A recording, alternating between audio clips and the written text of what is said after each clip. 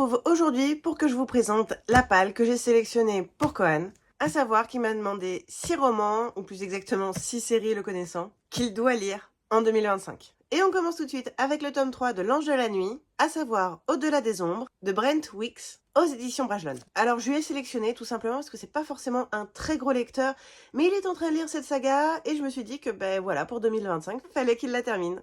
Je vais pas forcément beaucoup m'étaler là-dessus parce que c'est un roman de sa bibliothèque et je sais vraiment plus de quoi ça parle. Je sais qu'on est sur de la fantaisie, mais sinon, pas vraiment de souvenirs.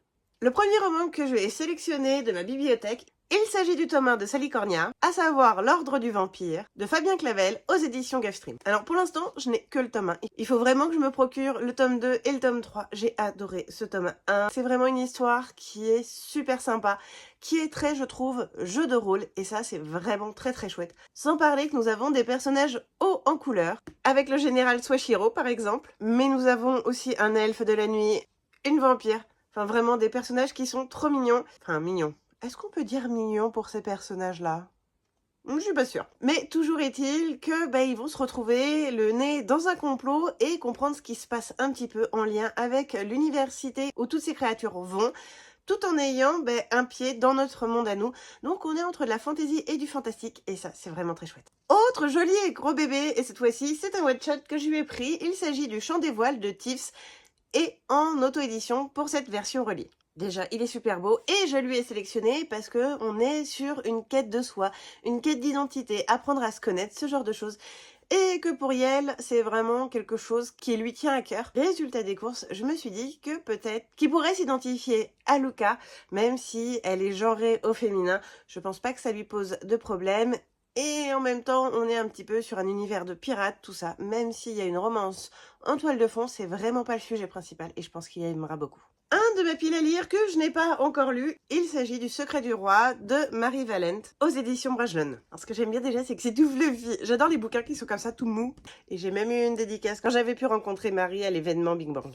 Et donc, nous allons être sous le règne de Louis XV, où il se pourrait bien que il y ait des petites bestioles qui traînent par-ci par-là, comme des vampires, des loups-garous, ce genre de choses.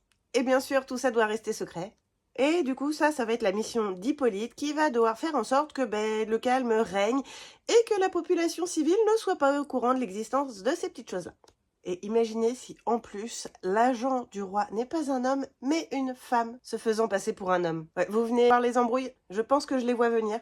Et il faut vraiment que je le lise moi aussi, en fait. On retourne sur de l'auto-édition que je n'ai toujours pas lu. Il s'agit du tome 1 de Masques et Monstres de R11 d'Or. Bon, plus simple que les autres parce que les autres ont un jaspage et le tome 3 est en cours de fabrication. Ce tome 1 est très joli, mais attention, même si on a l'impression que c'est pour les enfants, ce n'est pas le cas.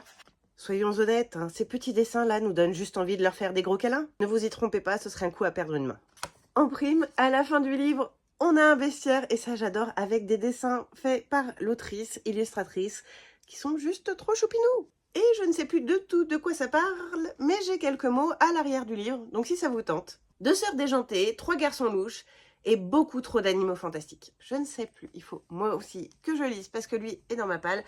Et vraiment, avec l'arrivée du tome 3, ce serait peut-être bien que je lise ce tome 1 aussi. Et pour finir, je lui ai sélectionné une grosse saga, puisqu'elle compte 6 tomes. Il s'agit de la saga de la Tour de Garde, avec ce tome 1, ou plutôt cette trilogie tome 1, cette première trilogie tome 1, comment on pourrait le dire?